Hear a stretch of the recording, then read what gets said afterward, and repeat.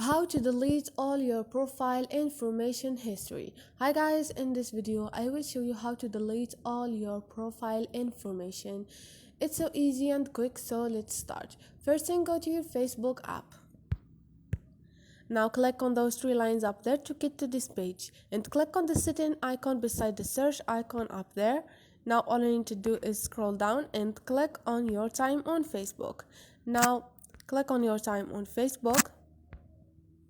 Click on see time, and all you need to do is see activity log.